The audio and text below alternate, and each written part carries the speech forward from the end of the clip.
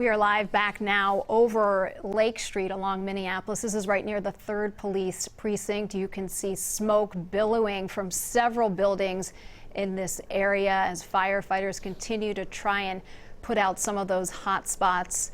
We do have a live report coming up from Christian Cordero in just the next half hour. The Minnesota Public Safety Commissioner in the state says that they are doing everything in their power to move along the investigation into the death of George Floyd.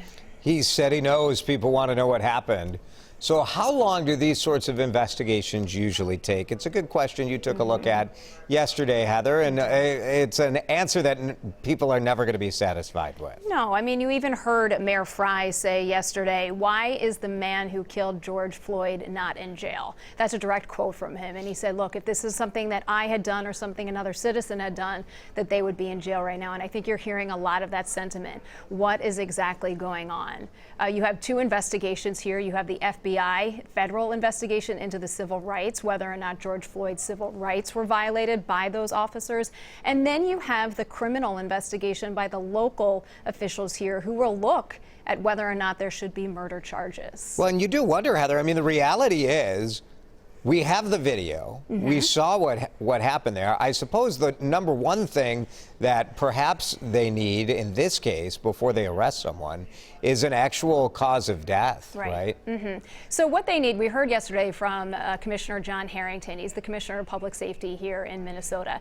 And he said you need the medical examiner's report. That is not in there yet. They need to gather all of the video that they can, because of course you've seen former Officer Chauvin, the one whose knee was on George Floyd's neck, and you see that for a clear, complete 10 minutes. But we don't know what was happening with some of the other officers there too. But a regular person doesn't get this benefit of the doubt. A regular person who is suspected of committing a crime, you get arrested and they do all that investigation after. Right. And so what Commissioner Harrington said was, look, we want to dot our I's and we want to cross our T's on this investigation. We want to get it right. We need to look at all the video. We need to interview all the witnesses. And we are going to move this along, he said, quickly and expeditiously. So if you look at previous cases, you look at some of these cases, they were taking 4.5 months. Jamar Clark, Philando Castile. Both were about 4.5, right? Justine Damon's case, 8 months to get there.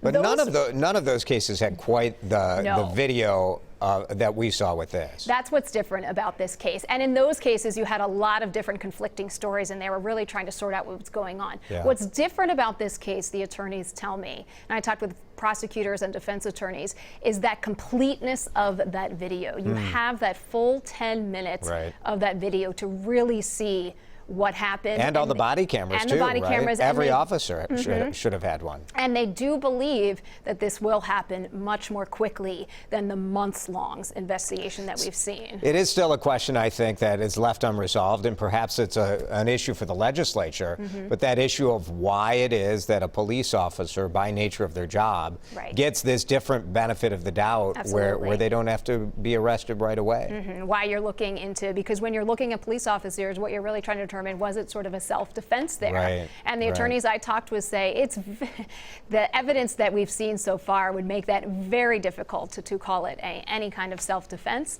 So they do anticipate that it would come quicker, but it's certainly not going to come quick enough for a lot of people who are hurting right now. And knowing that 4.5 months was the minimum of something we've seen before. Yeah.